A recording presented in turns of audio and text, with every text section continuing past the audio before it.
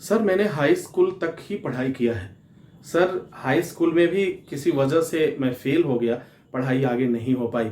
क्या मेरे लिए भी कुछ इस तरह का प्रोग्राम है आपके पास? या मैं कुछ कर सकता हूँ या नहीं कर सकता हूँ? काफ़ी दिन से मैं गांव में बैठा हूँ और पढ़ा हूँ, मुझे क्या करना चाहिए? जी हाँ, यह तमाम उन नौजवानों का प्रश्न है जो इस समय बेरोजगार हैं और किसी वजह से उनकी एजुकेशन बहुत अच्छी नहीं हो पाई, या जो भी रहा हो वजह। तो my dear students and my dear friends, मैं आपसे स्पष्ट रूप से एक बात बता देना चाहता हूं। आपने तो हाई स्कूल तक पढ़ाई किया है, आप हाई स्कूल पास भी नहीं हुए, चलो 8 तक पढ़ाई किया है। उन वे लोग भी काम कर सकते हैं जिन्होंने एक अक्षर पढ़ा नहीं है। जी है, जिन्होंने एक अक्षर तक की पढ़ाई नहीं किया है, वे लोग भी वर्कशॉप में आकर के या फिर अपने अकॉर्डिंग कुछ काम का चयन जरूर कर सकते हैं जो उनके लिए काफी फायदेमंद साबित होगा। आपको करना क्या होगा? आप जैसे मान लीजिए कि तमाम तरह की बात करते हैं, एक एग्जाम्पल की बात करते हैं। इस समय जो सबसे ज़्यादा डिमांड की अगर मैं बात करूं, हर जगह आप जहां से भी हैं, जिस जगह से हैं, तो वहां पे इलेक्ट्रिकल का कोर्स होता है। यानी ये देखिए, आप गांव में हैं, वहां पे भी इलेक्ट्रिसिटी है, बिजली का काम करना। बिजली का अगर थोड़ा छोटा मोटा जो भी काम अगर आप सीख लेते हैं, आपको ज़्यादा समय भी नहीं देना है।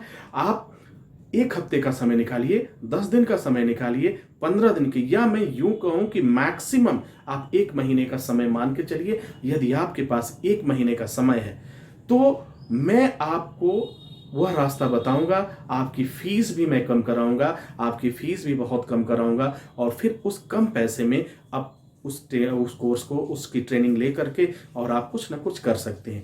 अब फायदा क्या होगा? अगर आपने इलेक्ट्रिकल का कोर्स कर लिया, बिजली से संबंधित कोर्स कर लिया, तो आप क्या क्या कर सकते हैं? देखिए, अभी तो मैं बेकार था, कुछ भी नहीं था, कोई भी आमदनी का कोई जरिया नहीं था हमारे पास। लेकिन जब हम इलेक्ट्रिकल का कोर्स कर लेंगे तो हम कम से कम हाउस वायरिंग कर सकते हैं, इलेक्ट्रिसिटी का वर्क कर सकते हैं, छोटा मोटा जो इलेक्ट्रिसिटी के जो होम अप्लायंसेज होते हैं, घरेलू बिजली की चीज़ें होती हैं, कूलर सही कर सकते हैं, पंखा सही कर सकते हैं, वायरिंग आप कर सकते हैं, मोटर सही कर सकते हैं आप। तो ये सब सभी काम आप कर सकते हैं। और एक छोटा सा कैलकुलेशन मैं आपको बताता हूँ। यदि आपको बिजली का काम आता है, आप अगल बगल उन लोगों को जरा देखिए जिनकी डिमांड है। अगर एक गांव में या कहीं भी आप जहां भी रहते हैं, बहुत ज़्यादा आपको इसके टेक्नीशियन नहीं मिलेंगे, बहुत कम लोग मिलते हैं, क्योंकि बहुत लोग घबराते भी हैं कि यह रिस्की है, यह जानलेवा है। तो dear students and my dear friends, मैं आपको एक बात बता दूं, जीवन में हर पल में रिस्क है। कब क्या होगा ये कोई नहीं जानता है। अभी हम हैं, अभी थोड़ी देर बाद क्या होगा ना तो मैं जानता हूं ना तो आप जानते हैं। तो रिस्क से मत घबराइए। जब रिस्क से आप घबराएंगे तो परेशानी आपको होगी और फिर आप कुछ नहीं कर पाएंगे। जो होगा देखा जाएगा, कल क्या होगा देखा जाएगा, आज चलते हैं। लेकिन एक चीज और है, कमर कस लीजिए, तैयार हो जाइए, सोचिए समझिए। अगर शादी हो गई है तो फिर बैठकर अपनी पत्नी से बात करिए, अपने घर में माता पिता से बात करिए, उन लोगों से बात करिए, उन लोगों का राय क्या है। उनसे ये पूछिए कि क्या मुझे ये टेक्निकल कोर्स करना चाहिए। उनसे ये पूछिए कि मैं अभी तो बेकार बैठा हूँ, क्या मुझे ये काम करना चाहिए कि नहीं।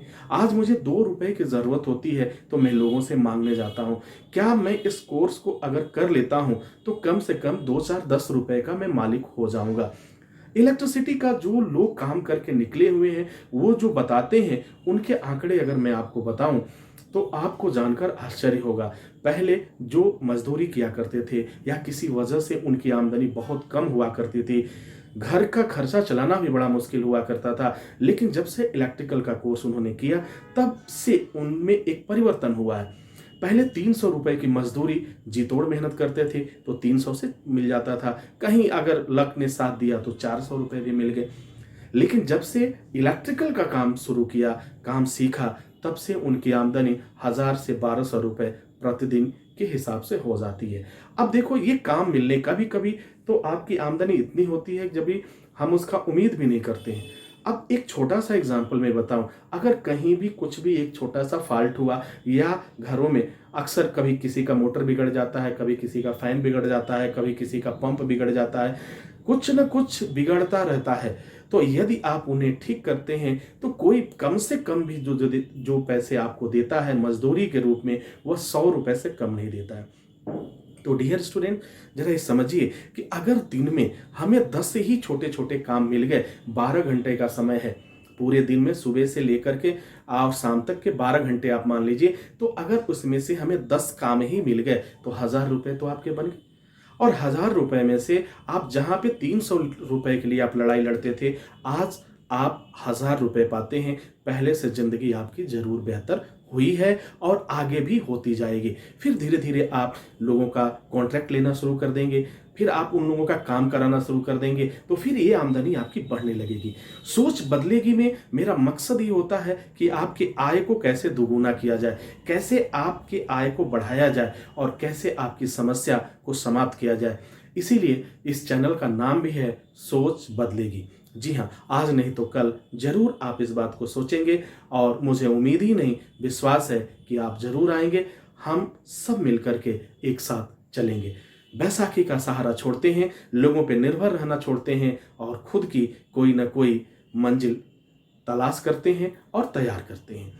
तो उम्मीद है कि ये जानकारी आपके लिए फायदेमंद साबित होगी। हर सप्ताह में प्रत्येक शनिवार को मैं कहीं ना कहीं आपके साथ, आपके गांव में, आपके चौपाल, कहीं ना कहीं मेरी एक छोटी सी जो सेमिनार होता है उसमें आप आ सकते हैं और हमसे जानकारी भी ले सकते हैं क्या है।